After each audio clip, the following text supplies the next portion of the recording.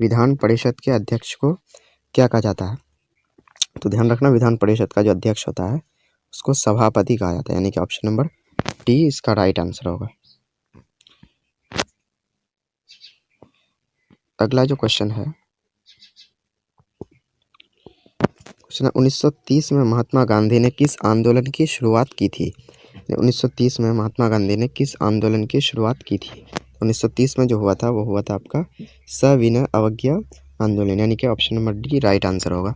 Next, विभाजन के समय भारत में कितनी देशी रियासतें थी? तो विभाजन के समय जो है वो टोटल 565 देशी रियासतें थी।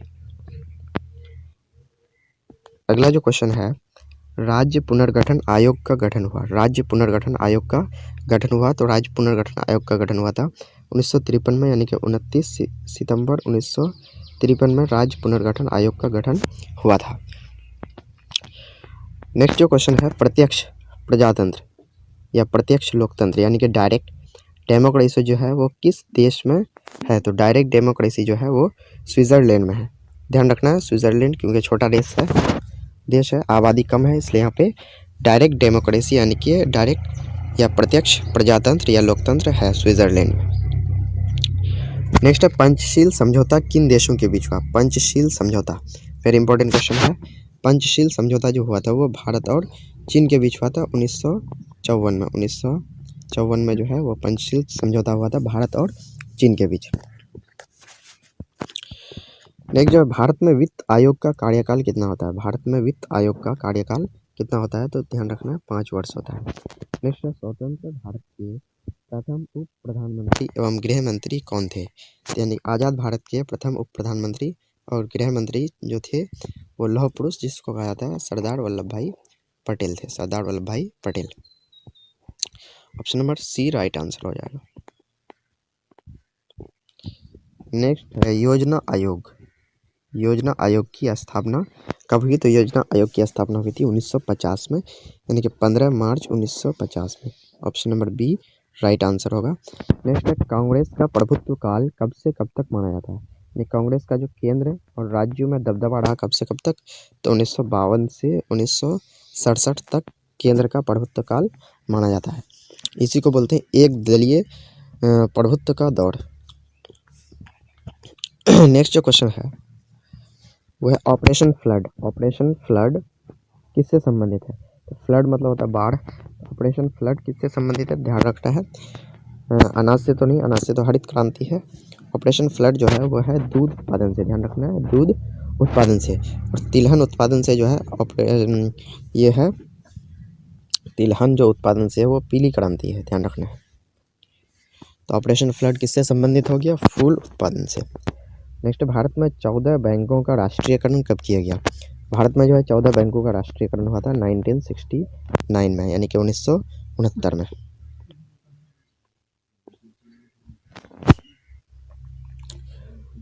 नेक्स्ट है, भाषा के आधार पर बनने वाला पहला राज्य कौन है? भाषा के आधार पर बनने वाला पहला राज्य कौन है?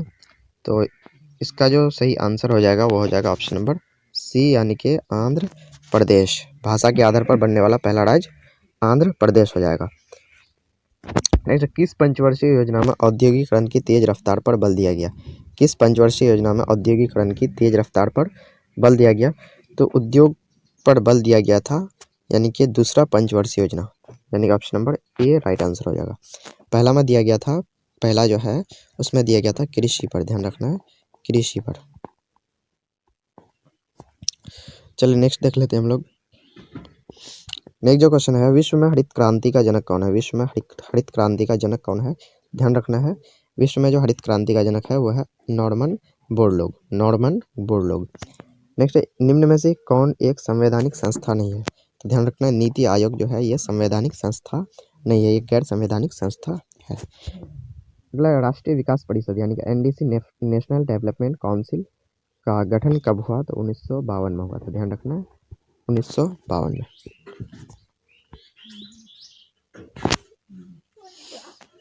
नेक्स्ट जो क्वेश्चन है,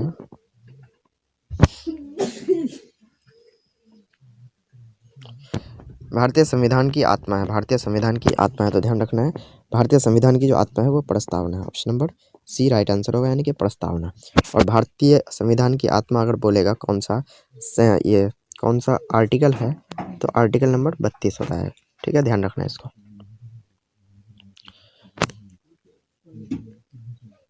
अगला जो क्वेश्चन है वह है सूचना का अधिकार कब बना। सूचना का अधिकार जो है वो कब बना, तो 2005 में बना था। Option number C right answer होगा।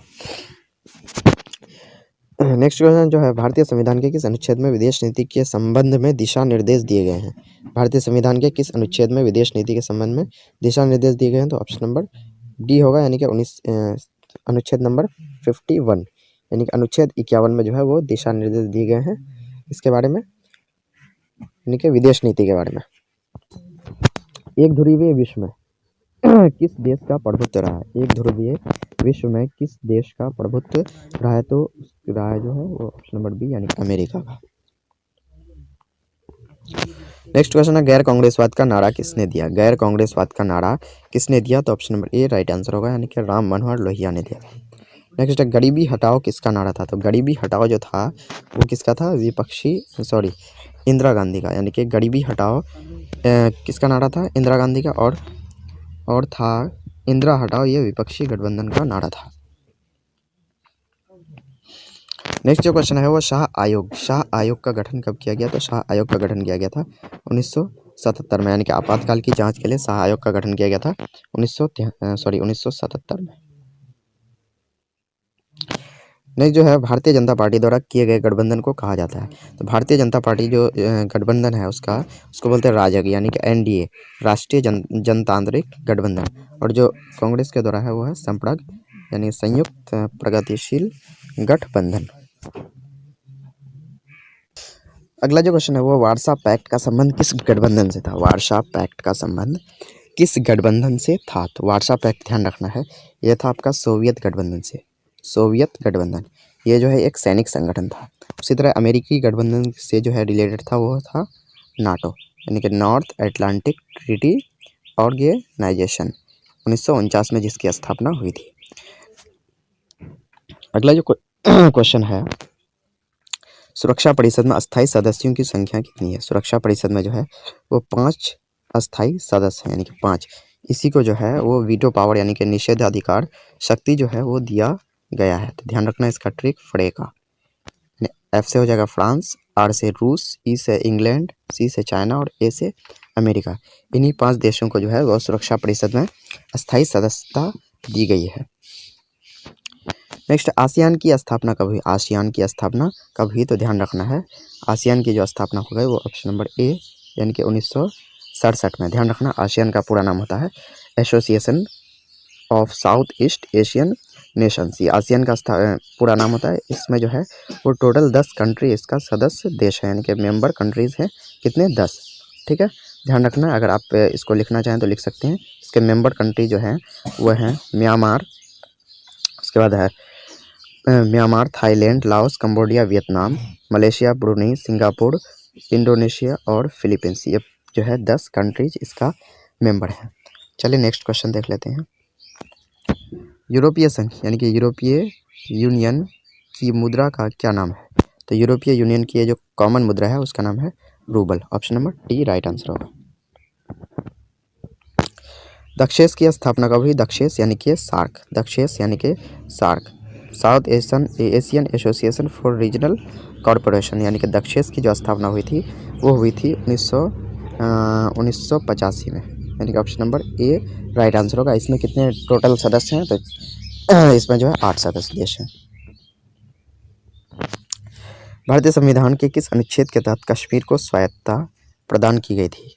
तो यानी कश्मीर को जो स्वायत्तता दी गई थी वो दी गई थी अनुच्छेद 370 के तहत, यानी कि ऑप्शन नंबर ए अनुच्छेद 370 के तहत। और अनुच्छेद 35 ए भी कश्मीर से ही संबंधित था, तो ध्यान रखना इसको। भारत के प्रथम उपराष्ट्रपति जो थे वो डॉक्टर सर्वपल्ली राधाकृष्णन थे। प्रथम राष्ट्रपति थे डॉक्टर राजेंद्र प्रसाद और प्रथम प्रधानमंत्री थे पंडित जवाहरलाल नेहरू। यूरोपीय संघ की स्थापना कब हुई। यूरोपीय संघ की जो स्थापना हुई थी वो हुई थी 1957 में। और ध्यान रखना यूरोपीय संघ में पहले जो है वो 29 मेंबर्स था, लेकिन अभी घट के यानी कि ब्रिटेन के हट जाने के कारण, बाहर हो जाने के कारण 28 मेंबर कंट्रीज बचे हैं यूरोपियन यूनियन में। नेक्स्ट जो क्वेश्चन है, निम्न में से किस देश ने खुले द्वार की नीति अपनाई? खुले द्वार की जो नीति अपनाई थी वो अपनाई थी ऑप्शन नंबर ए यानी कि चीन ने। आगे कौन सा देश सार्क का सदस्य यानी कि दक्षेस का सदस्य नहीं है? तो दक्षेस का जो सदस्य है वह मालदीव, श्रीलंका, भारत, पाकिस्तान, अफगानिस्तान, नेपाल, भूटान और बांग्लादेश। तो इनमें जो है मालदीव तो है ही सार्क का सदस्य, श्रीलंका भी है, नेपाल भी है, जबकि म्यांमार नहीं है। म्यांमार जो है वो आसियान का सदस्य हो जाता है। चलिए नेक्स्ट क्वेश्चन की ओर बढ़ते हैं। नेक्स्ट जो क्वेश्चन है, भारत में राष्ट्रपति के लिए न्यूनतम आयु क्या है? तो राष्ट्रपति के लिए जो है न्यूनतम आयु लोकसभा के सदस्य के लिए है 25 साल, राज्यसभा के लिए है 30 साल, जबकि राष्ट्रपति के लिए जो है वह है राष्ट्रपति या राज्यपाल के लिए 35 वर्ष है। तो यहाँ पे जो है भारत में राष्ट्रपति के लिए न्यूनतम आयु क्या है? तो कितना हो जाएगा? 35 ईयर्स, यानी कि option number B right answer होगा। चलिए नेक्स्ट क्वेश्चन की ओर देख लेते हैं। नेक्स्ट क्वेश्चन काफ़ी इंपॉर्टेंट क्वेश्चन है। भारत द्वारा दूसरा सफल परमाणु परीक्षण कब किया गया? तो ये किया गया था 1998 में। ध्यान रखना है, कुछ इंपॉर्टेंट पॉइंट को नोट डाउन कर लीजिएगा। सबसे पहला जो सफल परमाणु परीक्षण किया गया था वो किया गया था 1974 में राजस्थान के पोखरण जिला में किया गया था, जिसका नाम था स्माइलिंग बुद्धा। और दूसरा जो किया था वो पहला वाला किया गया था इंदिरा गांधी के टाइम में, और दूसरा वाला जो किया गया था वो किया गया था अटल बिहारी वाजपेयी के टाइम में, जिसका नाम था शक्ति 98, यानी कि 1998 में किया गया था, इसलिए शक्ति 98। तो ध्यान रखना है, दूसरा सफल परमाणु परीक्षण 1998 में हुआ था। नेक्स्ट जो क्वेश्चन है, भारत का पहला अंतरिक्ष यान कौन है? भारत का पहला अंतरिक्ष यान जो है वो है आर्यभट्ट प्रथम। ध्यान रखना है। दक्षिण एशिया का सबसे बड़ा देश कौन है? तो भारत है। Option number C right answer होगा। अगला जो क्वेश्चन है, मंडल आयोग के अध्यक्ष निम्न में कौन थे? तो यहाँ पे मंडल आ रहा है, मंडल, तो इसमें बीपी मंडल हो जाएगा। Option number D right answer होगा।